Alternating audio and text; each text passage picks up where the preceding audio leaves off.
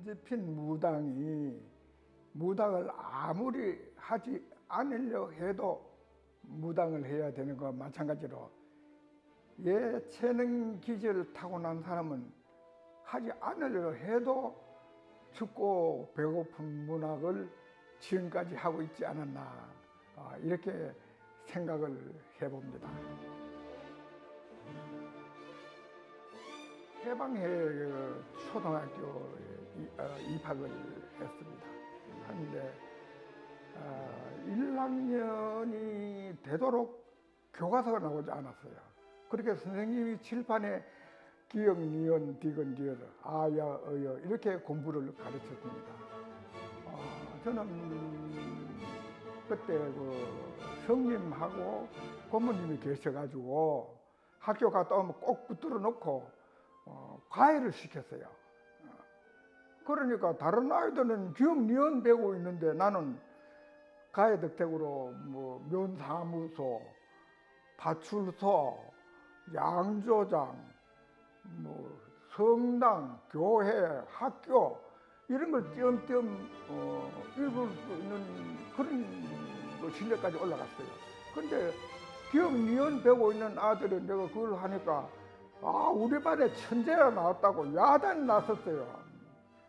그런데 그거를 읽을 줄 아니까 책이 읽고 싶어서 미칠 지경이에요.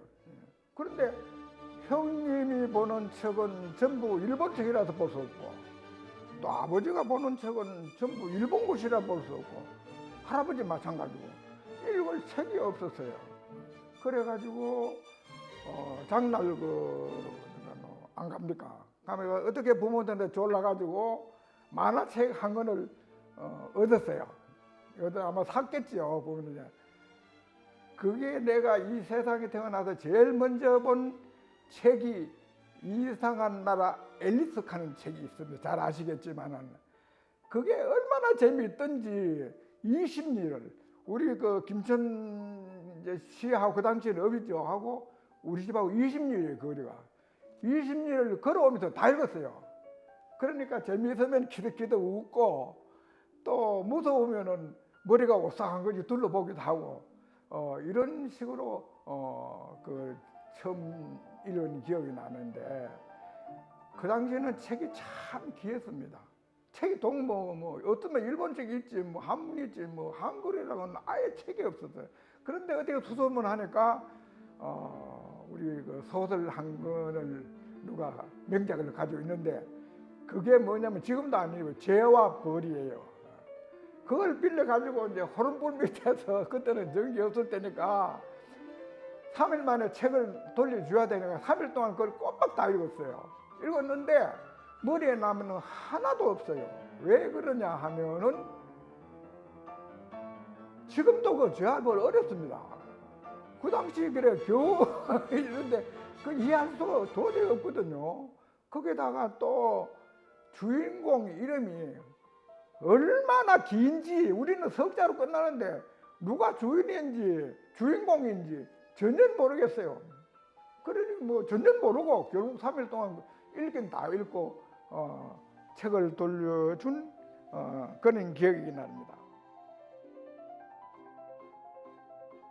그러니까 제가 아마 5학년 때인 것 같아요. 5학년 때 주부 백일장 이런 그런 게 학생 백일장이 있어가지고 치는데 제목이 할미꽃이었어요. 할미꽃이 그 당시에는 민둥산이 많기 때문에 햇빛 많이 있어야 할미꽃이 많이 피거든요. 무덤이 있는데 이런 데는 막 매일 오면 가면 할미꽃을 어떻게 생겼는지 걸 볼 수 있는 자연적으로 볼 수 있는 그런 게 그대로 이야기를 했어요. 거기 장언을 한 거예요. 지금도 기억하고 있는데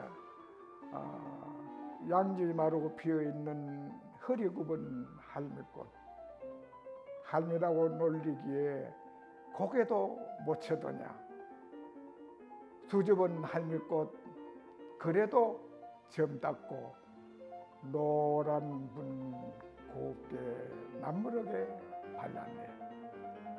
남무르게 바는 분이 너무나 부끄러워 얼굴이 발갛게 홍록무가 되었네. 여기에 지금 80년이 되도록 나는 그걸 잊어버린 줄 알았더라고요. 이제 그런 있었고, 그때는 전쟁 시절이기 때문에 이문 편지를 많이 보냈어요. 그래 이문 편지를 선생님이 이제 남학생 제일 잘 된 거, 여학생이 제일 잘 된 걸 골라가지고 제일 잘 된 걸 골라가지고 그냥 남학생 잘 된 거는 남학생이, 여학생 잘 된 거 여학생이 이제 전부 써내라 해가지고, 그것도 내가 이제 남학생 대표로 걸리고, 또 무설이라는 애가 각 공부 잘하는데 그건 여학생으로 더 걸렸어요. 그래가지고 칠판에 다 적어서 남학생이에요. 그래 학생들이 전부 그걸 다 뺏겼어요. 그런데 주소는 자기 주소로, 또 이름도 자기 주소로 해가지고 이문 편지를 보냈는데 답장이 오기 시작하는 거예요. 뭐 제대하면은 우리 만나자. 그렇게 그때 처음 받아보는 편지가 막 정말 기분이 좋아가지고 아다리 야단 났어요. 또 어떤 애는 또 미제 연필 같은 것도 보내왔어요. 또 하나는 뭐가 있냐면, 우리 그 당시에는 그 집단 묵혀가지고 뭐 또 그 깡통 같은 거 가지고 축구 그 뭐 게임하고 이랬거든요. 진짜 가죽으로 된 그 축구공이 그 미군 부대 장교로 있는 분이 보내왔어요. 야단 났었습니다. 예. 그런데 정작 글을 쓴 우선이하고 나한테는 답장이 지금까지 없어요. 지금까지. 그 당시에 막 울기도 하고 이랬어요. 다른 아들 편지 오는데 왜 우리는 안 오느냐. 이런 참 그 초등학교 때 기억이 납니다.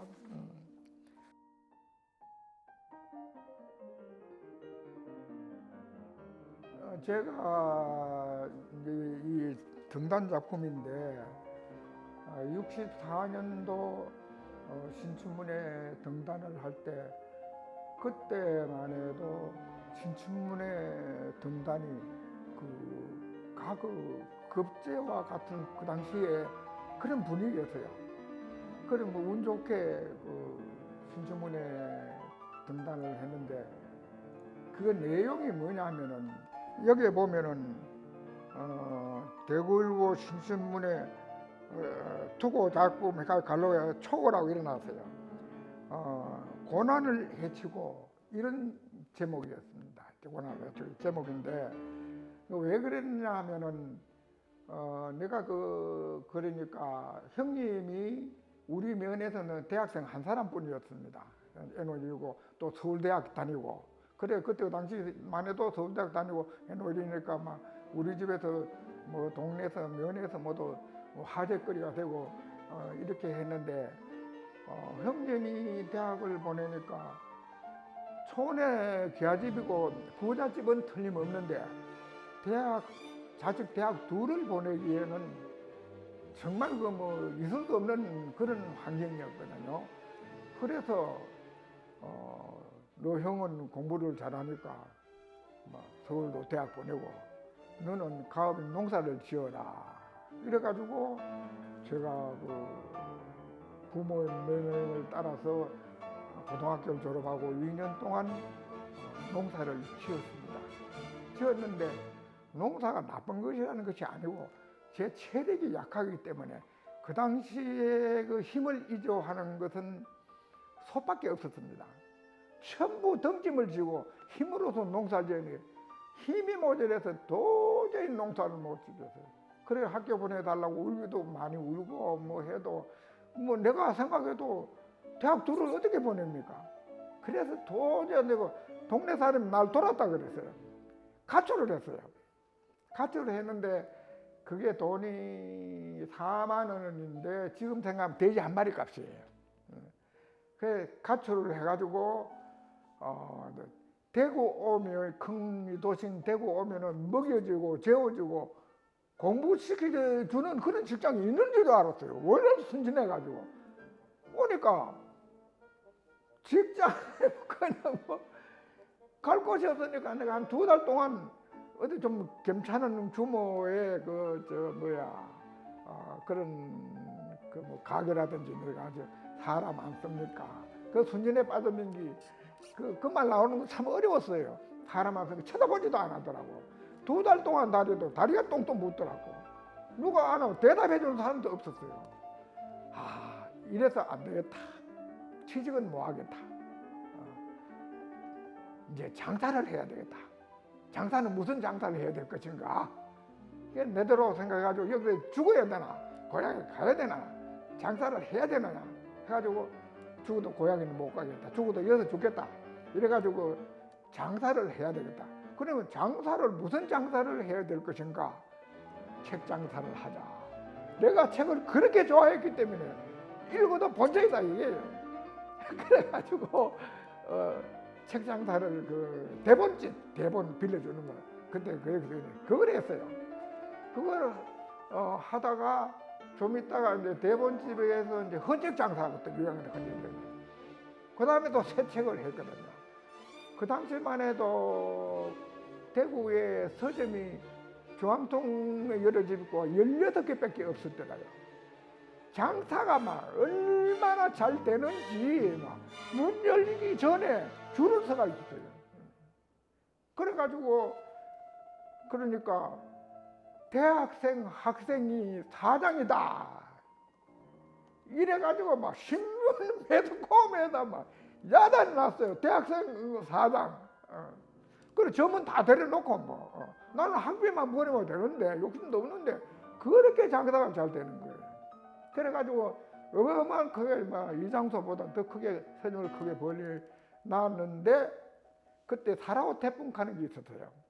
사라오 태풍이 아주 큰 태풍입니다. 그래서 막 수백 명이 죽고 이런 것 때문에 대구에 그때만 해도 농촌 출신 학생이 70%였습니다. 농민도 70% 우리나라 국민은. 거기에서 농촌 출신 학우회를 제가 만들었어요. 만들어가지고 농촌 계몽을 우리가 하자. 농촌 계몽 우리가 또 이 헐벗은 농촌 계몽을 우리가 그냥 농촌을 버리기 위한 공부를 하지 말자. 농사를 안 짓더라도 농촌 계몽을 우리가 안 서면 누가 앞장서겠느냐. 이래가지고 사라오 태풍이 나가지고 뭐 쫓겨나고 기숙사 자취방에 쫓겨나고 기숙사를 짓자. 이런 아이디어가 나왔어요. 그러면 기숙사를 어떻게 되었냐? 이 서점을 농촌 출신 학우에 바쳤어요. 이름을 농촌 출신 학우에 서점으로 바꿨는 거예요. 그러니까 그 매스컴에 나오니까 막 손님이 막 일주일 만에 책이 다 떨어져 버린 거예요. 좋은 일 한다고 그때는 TV도 없을 때고. 그런데 대구에 큰 서점이 도매다하고 소매다 하는 사람이 있어요. 그래 가니까 책을 공급을 안 해주는 거예요. 왜 그러냐? 서로 상권이 적이 되니까 책을 중단을 시키는 거예요. 그래가지고 뭐라고 하냐 하면은 책을 안 준다 소리는 뭐하고 노비수표로 가지고 막 책을 주겠다. 노비수표가 우리가 뭔지 어떻게 하면 일본 말로 요사이 은행도 어미 연결해요. 그걸 가져오면 책을 공급해 주겠다.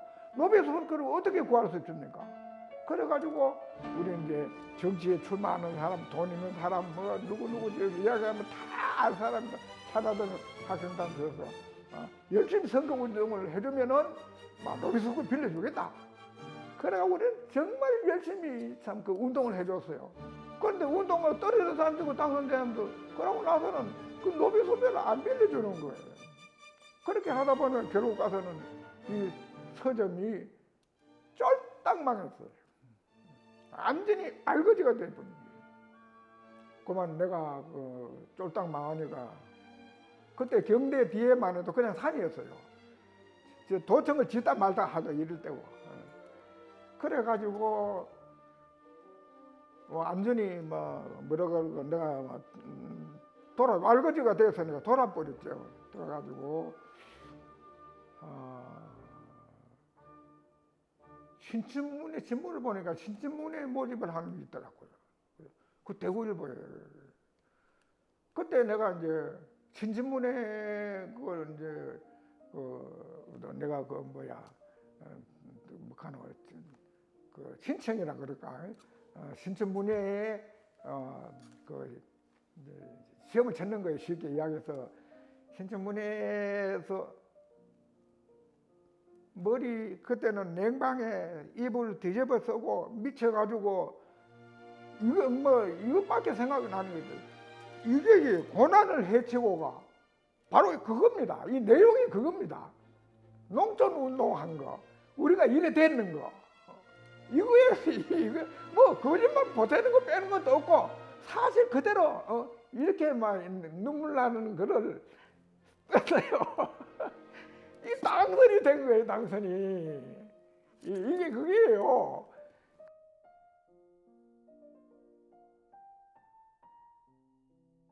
바닷물이 짭니다. 왜 짭니까? 소금이 있기 때문입니다. 그럼 소금이 몇 프로 있다고 생각합니까? 3%밖에 안 돼요. 소금이 4%밖에 아닌데 전체 바닷물이 그렇게 짭니다. 마찬가지로 우리나라를 좌지우지하는 사람, 이끌어가는 사람이 정치인은 물론이고 또 그에 대한 그 행정계 높은 사람들, 인테리들 이런 사람 다 합쳐봐야 3%밖에 안 됩니다. 아주 소금하고 그가 아주 맞아 떨어지는 걸 내가 알아보니까 그렇더라고요. 30%는 뭐냐? 그저 살기가 괜찮고 그러니까 그 상류사회 이런 사람이 30%고 나머지가 일반 서민들. 그때 농민이 70%였어요. 70%였습니다. 그러니까 우리나라를 움직이고 있는 좌지우지하는 이 3%가 부정부패 다 하고 자기 호의호식 다 하고 국민은 토탄에 빠져있고 또 독재 정권하고 나쁜 거는 전부 이 3%가 다 좌우하는 거예요. 대한민국을. 그게 여기 3%입니다. 30%는 방금 이야기한 그러니까 상류사회, 나머지가 일반 서민들, 국민들 70%. 그 3%, 30%, 70% 제목이 바로 그 뜻입니다. 그러면은 3%는 어떻게 해야 할 것인가? 30%는 어떻게 해야 될 것인가? 70%는 어떻게 해야 되는가? 어떻게 해야 하면 나라가 살 수 있는 것인가? 하는 것을 부르짖은 게 바로 이 책입니다.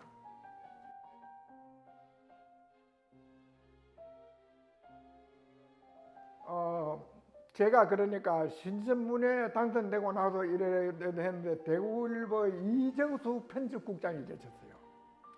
그 당시 편집국장 가면 호랑이였어요. 쳐다보지도 못했어요. 우리가. 그분이 대구의 유일한 소설가였어요. 저를 부르지만은 중앙지 도전하자. 중앙지에 1년에 2편만 써라. 중앙지 도전하자. 그래가 나는 이런 대가한테 지도받으면 중앙지에 대변되는 줄 알았어요. 그때는 이거 다 때려쳐버리고. 그러니까 얼마나 가난했는지 이것만 매진하니까 가난했는지 꼬맹이가 돈 1,000원짜리 돌라 줄 돈이 없었어요. 맨날 돈 빌려 다니는 거예요. 신혼에 먹고 살아야 되는데 돈은 없고 해서 이제 아는 사람밖에 더 있습니까? 내가 서점에 주로 아는 친구들 있는데 그 돈 빌려러 가니까 또 술집에 가서 또 술 한잔 하면서 이야기 여러 번 돈을 빌렸으니까 다짜고짜로 기대기를 그대로 때리더라고요. 또 이쪽으로 저쪽으로 왕복으로 얻어맞았어요. 눈이 번쩍하도 뜨지는 거야. 야, 이 새끼야, 돈 벌어라. 문항에 밥 먹여주나, 이 새끼야. 핑 까버리네. 그래가 집에 가가지고 거기서 깡다고 술 2병을 안주 2병을 그 자리에서 마셨어요. 젊을 때니까 막. 눈에 아무것도 보이는 게 없었어요. 집에 가가지고 책 있는 건 문학책은 다 불살라버렸어요. 지금 생각하니까 그때 제일 억울하고 분한 것이 그때 원고를 왜 태웠는가. 미 발표작이 지금부터 그 정도 책을 내가 절대로 쓸 수 없습니다. 그거를 왜 태웠는가. 그 어떻게 해가 적이 나왔어요. 나와가지고 뒤 마무리는 지금 내가 찾아가지고 원고 찾고 이래가지고 구상해가지고 자꾸 이 책을 만들었습니다. 내가 뒤에 아직 마무리가 덜 된 책입니다. 그래가지고 요거 시대를 지금까지 맞게 쓸 생각입니다. 만들 생각입니다. 그런데 모두 다 말려요. 왜 말리느냐? 그게 그 당시에 그 소설 문학의 발표였으면 독자가 최하 20만 원 된다. 지금 이 책만 내려면은 400~500만 원 더 간다. 그럼 만들어 가지고 독자를 몇 사람이 구하겠느냐? 왜 헛장사를 하고 있느냐? 이미 발표하는 건 20만 독자를 확보를 했는데, 그러면 이걸 줘도 고물상으로 바로 갈 가능성도 많다. 줘도 반가워하지 않는다. 실제 지금 그렇거든요. 책이 그만큼 천시를 받고 있습니다.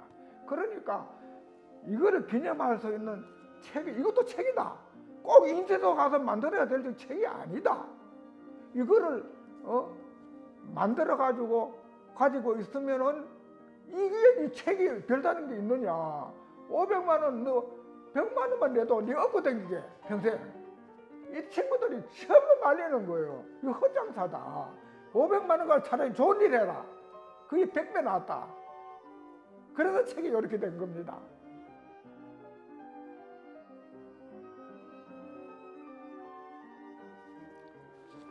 그 당시 그러니까 19세기 프랑스 작가 모파상을 모르는 사람은 없을 거예요. 그분 대표작이 여자 일생입니다. 그 여자 일생을 그때 경쟁했거든요. 그래서 내가 남자 일생을도 한번 만들어 보자. 왜 그러냐 하면은 그 당시 남존 여비, 여필 정부, 우리가 여자 인권이 우리나라 전혀 없을 때입니다. 그런데 지금은 오히려 지금 이제 남존 여비가 여존 남비로 거꾸로 세상이 돌아가고 있는데, 지금 우리 한국의 남자들이 참 불운합니다. 왜 불운하느냐? 우리는 외정시대 부모 뱃속에서 굶기부터 먼저 배웠습니다. 왜?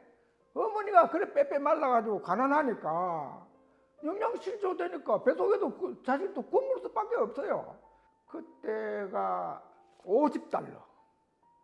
지금 3만 달러에도 50달러라 같으면은 세계에서 제일 가난한 나라였습니다. 그때 그 기록에 내보니까 47개국의 도움을 받았더라고. 그러면 또 해방이 되고 나서 장티푸스가 만연을 해가지고 1200명이나 죽었더라고요. 또 전쟁이 터졌어요. 6.25 전쟁이. 세계 전쟁 역사상 가장 짧은 기간에 가장 많은 사람이 죽은 것이 6.25 사변입니다. 짧은 기간에. 그러니까 그 전쟁 통해서 그 가난 속에서 전쟁터 나가서 나라 지켰죠. 또 돌아와서 경제, 탄광, 또 그 월남전, 또 저 더운 지방 어딥니까? 그 일본으로 많이 안 팔려갔습니까? 그렇게 뼈아프게 벌어가지고 경제를 일으킨 것이 우리 세대입니다. 그 전쟁터에서 고생하고 경제 부흥 일으키고 달러 벌기 위해서 외국에 고생하고 해야 됩니다. 사실상 우리 맨주먹으로 경제 일으켰습니다. 우리 세대가. 그 다음에 부모한테 받은 것 없어도 평생 우리가 모셨습니다. 또 허리띠 졸라매고 자식 공부시켰습니다. 정말 고생했습니다. 그랬는데 지금 자식들은 부모 안 모시려고 하죠. 또 경제적으로 얼마 전까지도 뭡니까 기러기 아빠 뭐 이런 이야기까지 우골 대학이니 뭐 이 가지고 그렇게 경제적으로 자식들 위해서 다 바쳤는데 자식은 부모를 안 모시려고 하니까 독거 노인이 굉장히 많다는 거예요. 정말 억울하고 고난 세대입니다. 여자 이상으로 억울하고 고난 세대입니다.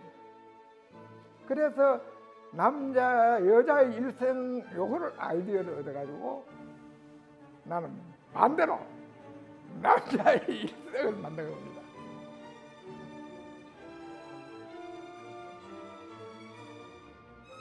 내가 보니까 저렇게 꼼꼼하게 내가 말이야 교정을 했는가 싶은 게 내가 봐도 깜짝 놀랐어요. 교정이 굉장히 중요하거든요. 그런데 지금 이제 우리 후진들이 보고 교정을 이래 하는구나 보고 배우라는 이야기입니다. 교정하는 거 교정을 다 갖다 맡기기 때문에 뭐 어떻게 교정하는 것도 그냥 뭐 버는 걸 동거 요래가지고 뭐 그 몇 가지밖에 몰라요. 그래서 이거를 보고 교정을 이렇게 하는구나. 그 당시 선배들은 이렇게 교정에 대해서 열심히 했구나 한 걸 보고 배우라는 이야기입니다.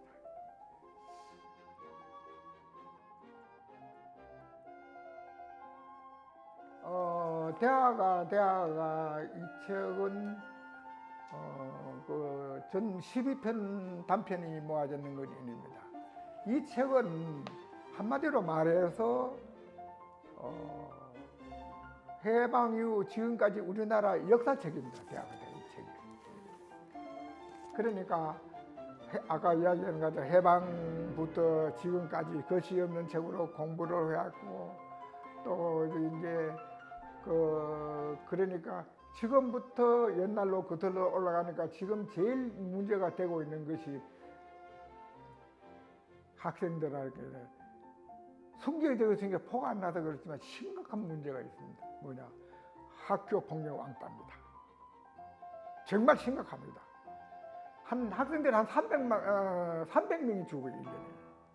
학교 폭력 왕따 때문에. 대학에도 있고. 이거를 제가 교사 입장에서 현란하게 파헤쳤습니다. 그래, 또 우리나라에서는 꼭 알아야 될 보릿고개. 그 다음에 여기서 핵심되는 문제는 바로 이 같이 대화가. 왜 대화가로 했느냐 하면 어떻게 보면 뭐 대학을 엉망하는 거지만 그게 아니고 대학 진학률을 세계 통계를 제가 봤습니다. 보니까 서수 같은 나라는 28%밖에 안 돼요. 독일은 30%. 일본, 미국이 좀 많아요. 45%. 우리나라는 배대는 84% 대학 진학률. 서에서가 74%. 서에서가 전부 교육을 정부에서 유학까지 다 시켜줍니다. 그러니까 부도났어요. 교육 때문에 부도나는 겁니다. 거짓말 아닙니다. 그러면은 얘들은 취직을 시켜줘야 되니까 교육도 시켜주니까 공무원을 처음에 뽑았어요. 뽑아가지고 하루에 일할 자리가 4시간밖에 안 되는 거예요. 4시간 일하고 집에 가는 거예요. 그런데 그 나라는 먹고 살 수 있는 것이 관광수입이 기본적으로 있다는 이야기입니다. 우리나라는 그것도 없습니다. 그래가지고 이 대학의 문제가 있다 하지도. 대학이 나쁜 게 무엇이냐? 배워라 그래. 배우면 어떻게 해야 될 것인가? 이게 중요한 겁니다. 대학이 나쁜 건 무엇입니까? 그러니 대학 나와가지고 부모도 그렇게 고생해서 본인도 부모 기도해서 취직이 그러니까 공무원 4%, 또 괜찮은 재벌 기업 4%, 10%. 옳은 직장도 10%밖에 안 됩니다. 아무리 공부를 잘해도 10%밖에 안 된다는 거예요. 나머지 90%는 캥거루족이 돼야 된다는 이야기입니다. 전부 캥거루족이 장가 못 가니, 취직 뭐하니, 결혼 뭐하니, 저출산밖에, 부모 가정 파탄 나고 본인 열등의식이고, 이게 사회학의 큰 조건이 된다는 이야기입니다. 그러면은 어떻게 해야 될 거니까 방법이 있어요. 이 책이 바로 주요 내용이 그입니다. 외국의 그러니까 개발국에 청년들이 와 있는데 거기 비공식적으로 250만입니다. 그러면은 얘들이 가지고 가는 월급이 얼마냐? 1년에 38조입니다. 우리들은 놀고 그 아들은 38조 가져가고. 그러면은 왜 그 아들이 우리나라에서 하는 거냐? 본국보다 월급을 10배를 더 줍니다. 그래, 저 나라보다 월급을 많이 주려고 하니까 길을 쓰고 우리나라에 올라가는 겁니다. 우리는 놀고. 그럼 어떻게 해야 할 것인가? 특수 교육을 시켜가지고, 계몽을 시켜가지고, 새마을 운동같이. 야들을, 그러니까 애국자로 칭호를 주자는 이야기입니다. 이게 빠지, 애국자 빠지 달아주고, 그리 정부에서, 재벌기업에서, 사회에서 공돌이가 아니다는 이야기입니다. 애국자다. 그래 야들에게 특별 대우를 해주자. 걔들 다 보내고 우리가 취직하면 사람 모질해요. 이거 안 하고는 우리는 절대로 안 된다. 앞으로 이 교육이 전부 다 지금 공무원 시험 치고 있고 또 고시공부 공시생밖에 없어요. 얘들이 그러면 결국 가서는 90%는 암만 공부 날고기도 떨어지게 되겠어요. 이게 심각한 사회 문제입니다. 이거를 빨리 누가 나서더라도 고쳐야 된다. 이 책 내용이 바로 거기입니다. 아시겠죠? 이거 안 하고는 지금 90% 놀고 있는 아들을 건질 수가 없어요. 그게 바로 그겁니다.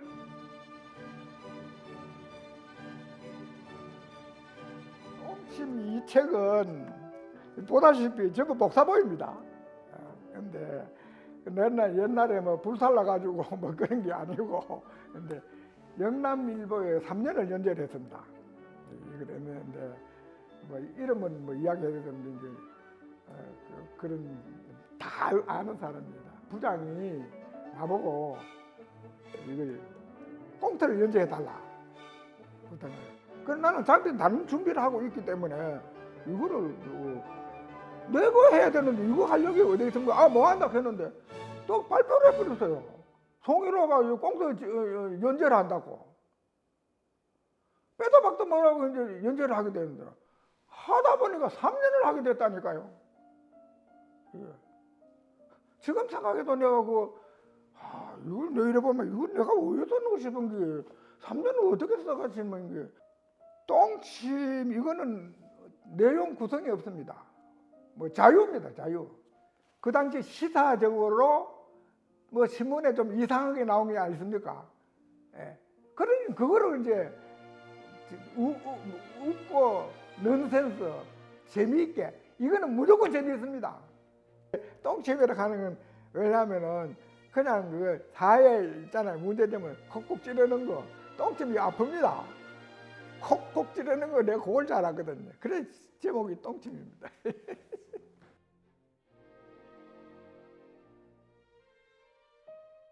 에세이 산책 이 책은 전부 다 이게 신문, 잡지, 연예지 또는 해지 발표한 것만 모아서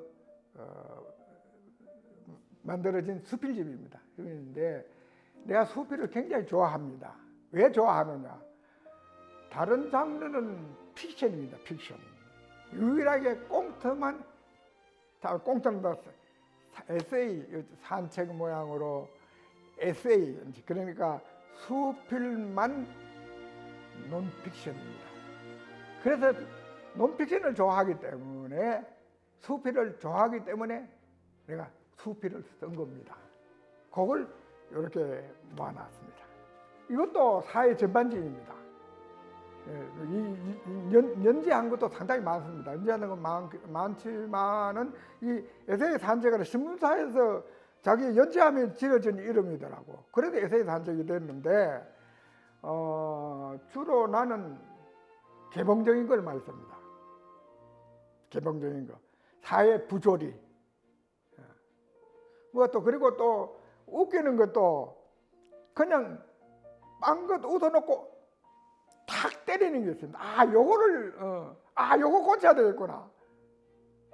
그런 거를 내가 저 장기입니다.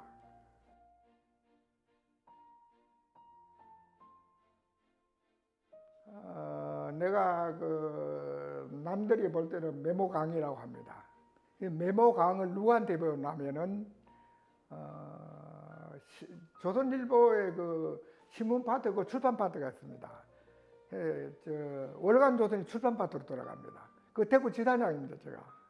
하면서 그러니까 1년에 한 80명 가까이 세미나를 합니다. 그래 조갑재 씨도 한참 기자로서 날릴 때도 거의 이제 출판 파트 아닙니까? 그래 이제 세미나를 하루 종일 공부하고 저녁에 이제 막 호텔에 놀고 뭐 일을 하는데, 야 이번에 뭐 춤을 모두 추니까 자기도 춰야 되죠. 허늘허늘하면 춤을 추는 것 같은데 뭐 어레도 좋고 또 허늘허늘하도 뭐 좋고 그래. 도대체 뭘 적는가? 뒤에 와서 가만히 봤어요. 메모를 하고 있더라고. 그러니까 젊은 사람이나 나이 많은 사람이나 그때 어떻게 생각나는 안 적으면 잊어버려요. 무슨 말인지 알겠습니까? 지금 내 경우는 돌아서만 금방 나이가 많아요. 금방 더 잊어버려요. 안 적어놓으면. 메모하는 걸 보고 아차 이것이다. 내 현장에서 보고 내가 그때부터 나는 이제 나도 메모를 적기 시작했어요.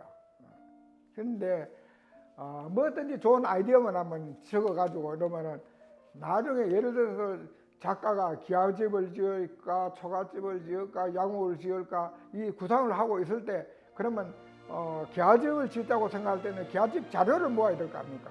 그러면 나는 저거를 내가 메모했는 거를 막 드리는 게입니다. 그러면 기와집 짓는 재료가 나옵니다. 모아놓고 또 이렇게 모아놓고 뭐 금방 뭐 소재가 없어가지고 못 짓는 거는 없어요. 금방 기와집 한 채가 이 메모 안에 다 들어앉았어요. 그래서 많이 쓰고 많이 읽고 많이 생각하라. 이거는 기본이고 메모강이 되어라. 난 이걸 강조합니다. 아주 중요합니다. 이것은 참 대한민국이 발칵 뒤집어질 때도 유명해졌습니다. IMF 때 영남일보의 문화산책란이 연재하는 것이 그걸 하고 있는데 있어도 없고 하는 것을 연재를 했는데 서울 MBC에서 그걸 봤어요. 그 작품 지방지도 보는 모양이에요. 보고 방송을 한 거예요. 근데 그때는 라디오 시대하는 게 있었어요. 한참 많이 최유라 아나운서하고 이종환 그 작곡가하고 조건이 막군이하고 이제 일을 했는데 이것이 IMF하고 딱 들어맞았는 거예요. 또 이 내용을 또 IMF 시대는 IMF 해가지고 그래가지고 이거 작품을 어디도 구해서는 어떻게 볼 수 있느냐 하고 막 진짜 참 발칵 뒤집인 이 작품입니다. 한번 읽어보겠습니다.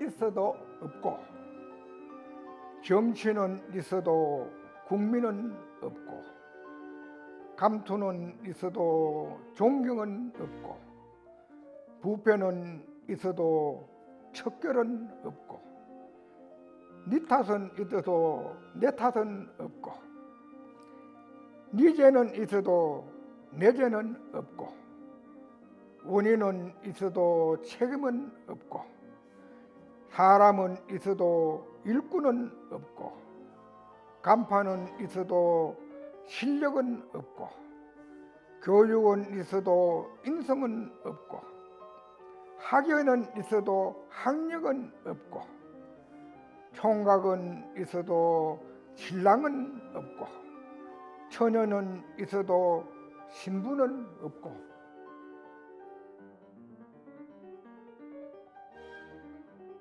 내가 나이가 80이 넘었습니다. 이제 뭐 희망과 뭐 좀 하고 싶은 거 있겠습니까? 우리 선배들이 이렇게 말씀을 하시더라고요. 80 되면은 절필을 해야 된다. 많이 들었습니다. 또 80 넘으니까 모두 절필을 하시더라고. 그래서 저는 칼럼집을 지금 책을 내고 싶어요. 칼럼집. 그 재료는 너무 많이 가지고 있으니까 칼럼집을 내고 싶고 그 다음에 방송집도 내고 싶어요. 내가 방송을 참 많이 했습니다. 뭐 서평도 있었지만은 TV에 방송을 그 아침마당에 초창기 때 많이 했거든요. 그 좋은 내용이 참 너무 막 여유가 되면 방송집 있고 책 두 권은 내고 싶은 거 있고 그 다음에는 신문사나 뭐든 누가 짧은 글 있잖아요. 뭐 12매 정도 이런 거 그런 거는 뭐 청택이 오면은 뭐 쓰고 싶은 생각이 있습니다. 예, 알겠습니다.